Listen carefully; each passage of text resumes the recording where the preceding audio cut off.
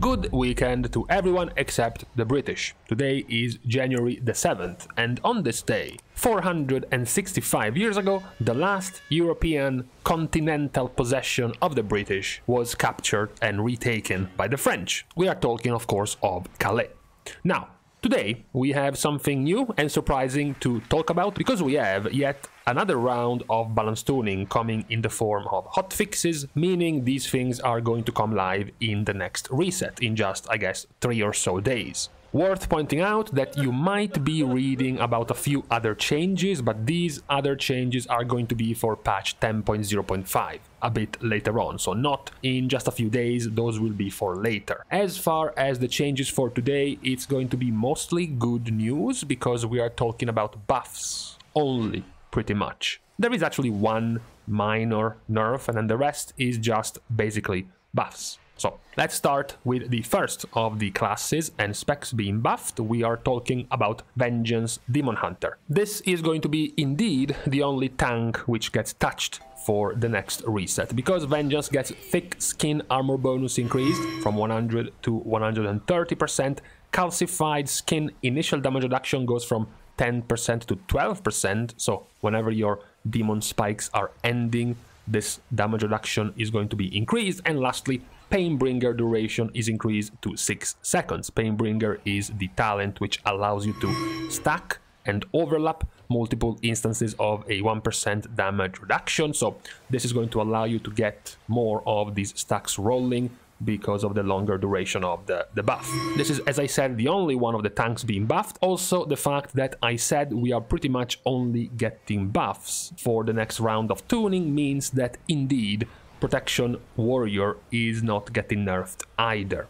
Yes, good news for Vengeance, bad news for pretty much every other tank because of the lack of nerfs of the strongest tank at the moment. We are passing very quickly through Druid. No, Restoration Druid is not getting yet another 5% buff to all of their heals in this round of tuning. We do have, however, a buff to all of the damage of Feral Druid. Feral Druid is getting 3% ability damage increase in this round. Now, the damage of Feral didn't look that weak, to be honest, from experiencing either Mythic Plus keys or the raid. It looked like it was in line with being average, in some cases even actually pretty good, in particular in AoE. Even after the nerf they received to the target caps of their Primal Wrath for AoE damage, it still looked kind of fine, so interesting that they still go ahead with this buff to Feral Druid. The first major set of buffs, which is not just a flat number increase to all of the damage, goes to Devastation Evoker. So Devastation was an unimpressive middle of the pack. Of course, it has other problems rather than just little damage. Also the fact that the rotation is very bare bones and not very exciting. So this round of tuning obviously is not going to fix that. At least it's going to make your numbers bigger, where both Fire Breath and Eternity Surge are buffed by 10% and Lay Waste increases the damage of your Deep Breath by 15 to 30% instead of 10 and 20%. You have some other further buffs like Eye of Infinity generating 2 essences on crits instead of 1, as well as Firestorm damage increased by 20%. This, of course, is, it's less valuable at the moment simply because most Devastation Evokers have not been taking, have basically never taken Firestorm anyways. So even if it gets buffed, it will take quite a bit to convince Evokers, for example, to start leaving the right side of their talent tree to go over the left side of their talent tree. I'm not sure if this buff to Firestorm is going to do it. However, the set of buffs is quite justified. Devastation Evoker wasn't really excelling particularly in basically anything, so it's a good choice, it's a good target to receive some damage buffs. After this, we have another spec which has been quite left behind, the Feasts of the Past, and by Feasts of the Past I mean Season 3 and then Season 4 of Shadowlands. We are talking about Survival Hunter being the only of the Hunter specs being changed. All ability damage and pet damage increased by 2%, and then Butchery, Carve, Fury of the Eagle damage increased by 10%, and Wildfire Bomb increased by 15%. Now, Survival, in case you have completely missed how they play now because you have never seen them again, You used to see them all the time in Mythic Plus by the end of Shadowlands, but now it's basically like a rarity, being able to spot a survival hunter in the wild. Nowadays they have dropped most of their rotation centering around Wildfire Bomb. Now Wildfire Bomb does quite little, most of your damage is focused on Raptor Strike, upgraded to Mongoose Bite, so all of these buffs are very, very minor if you go and take into account the type of damage Survival is currently doing. So this is kind of a disappointing set of buffs for Survival. Now, unfortunately, we have to step in the worst part of the video, because we have to talk about mage buffs. Because, of course, we don't want to see any more mages being meta. You already have your Arcane Mage for the season. You should be fine with that, without wanting more specs to be viable at the same time. Yet Blizzard, of course, in case you have forgotten, they are contractually obligated to buff Fire Mage at least once a month until they become viable.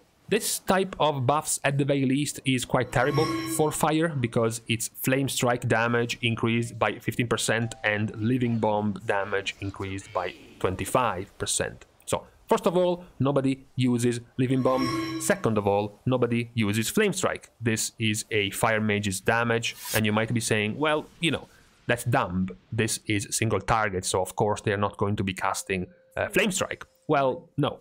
This is actually AoE. This is actually an AoE key, defeating multiple mobs at once in trash packs of Halls of Valor, and Flame Strike is still not used. So this is less a buff to increase the power of fire and more of a buff to try to start getting them to use Flame Strike in AoE, since at the moment their AoE ability is being ignored, even in AoE situations.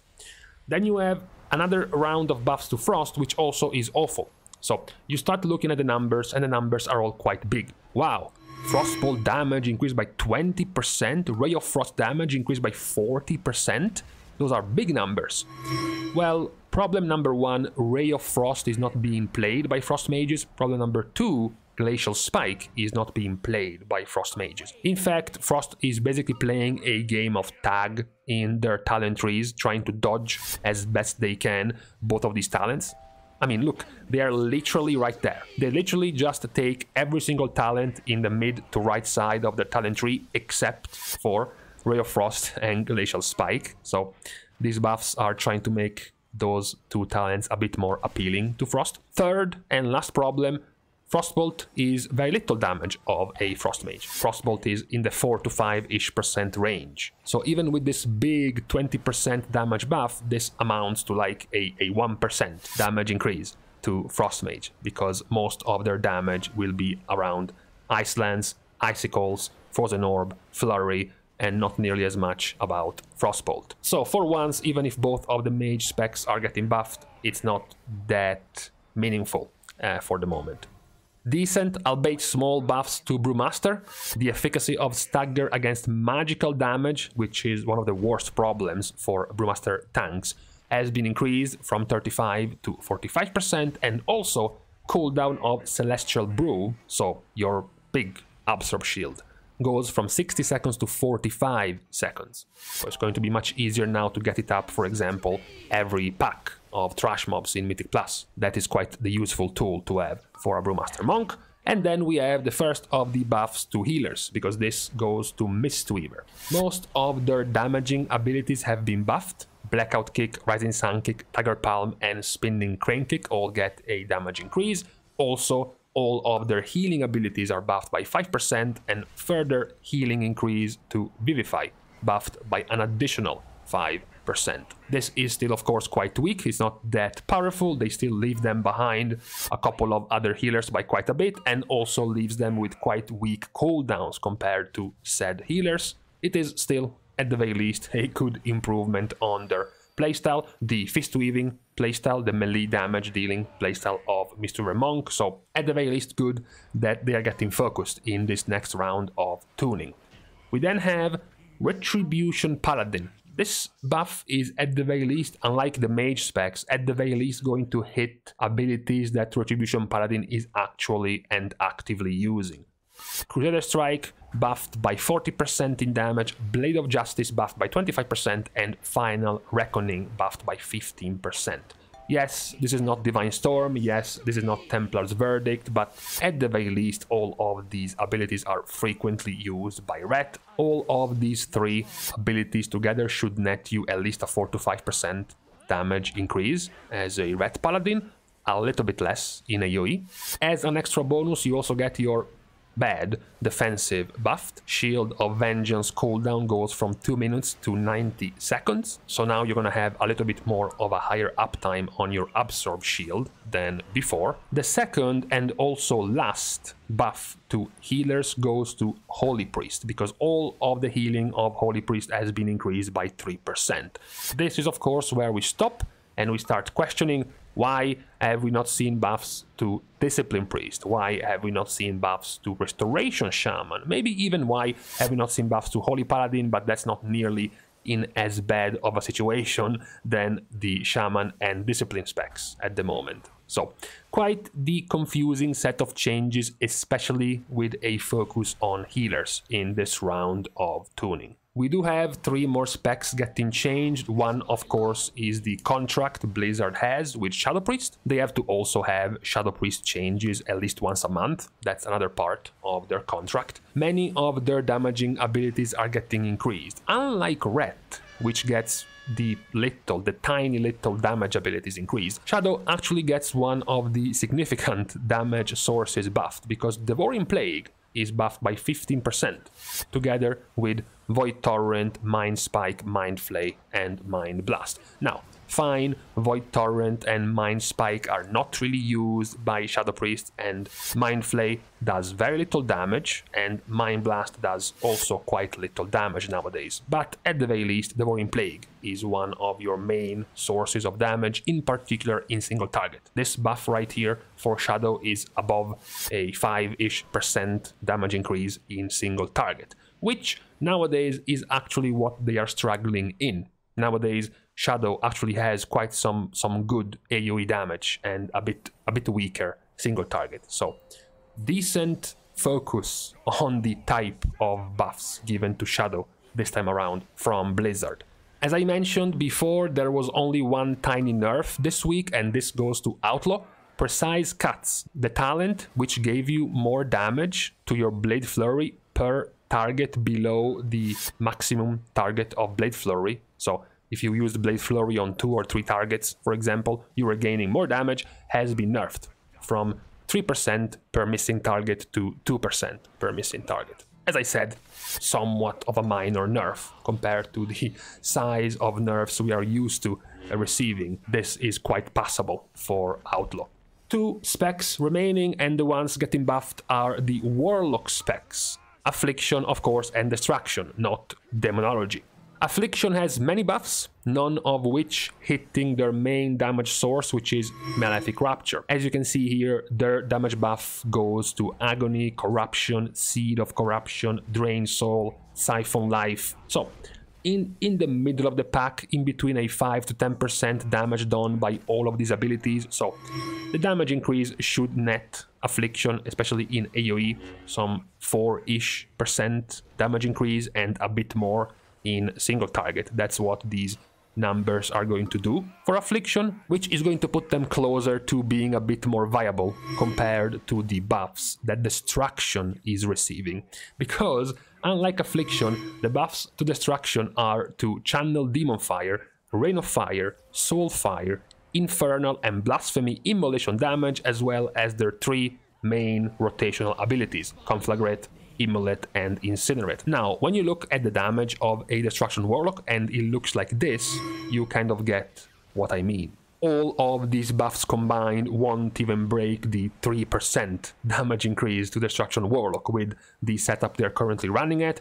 It will be slightly higher in AoE, but not by much. So at the end of this set of changes coming live with the next reset, there are a few things that stand out, of course. No tank specs were nerfed, namely Protection Warrior. Same for healers. Only a couple of the specs were buffed, Holy Priest by very little, and then Restoration Shaman and Discipline Priest weren't even touched. Same goes for DPS specs, no actual major or even remotely significant nerfs to any of the overperforming, top performing specs at the moment, and many of the buffs were to quite low specs in the meta, quite weak specs in the meta, and the buffs are still way too weak to actually give them any significant improvement in power, in particular to Fire Mage, to Frost Mage, to Survival Hunter, to Red Paladin, to Destruction Warlock. The buffs that looked a little bit better were the ones to Devastation Evoker, to Shadow Priest, and to Affliction Warlock overall. We will see, of course, as we continue to monitor the weekly changes in the meta of the Raid and Mythic Plus. We will see, of course, once these hotfixes go live, if we will see any particular changes related to these rounds of tuning. But for today and for this weekend, what is left to do, I guess, is wait and see any possible changes coming up in the future based on these buffs. So for today, we can now stop and I can now leave you to the rest of your weekend. Thanks, of course, as usual, to all of my Patreon supporters for contributing and helping to grow this channel. You can still support as usual in other ways other than having to spend money. Liking and commenting down below, as well as subscribing to the channel itself, are fine enough ways to show your support. You can also, for further support, follow me on Twitter. That would help as well, and you might also find it useful, for example, to get notified on whenever I go live on my stream. Talking about my stream, nowadays I stream on Twitch, starting from roughly 10 PM Central European time zone, 1 PM Pacific, and 4 PM Eastern US time zones. So whenever I am live, you can pop by. Usually it will be either wiping in the raid or professionally depleting keys in Mythic Plus. Those are the two main activities you will find myself busy in while I stream. With this said and done, thank you guys again for watching. See you guys soon, and in the meantime, 2 more days before I get to see the dentist. This is some 2800 Raider IO tier of pain at the moment.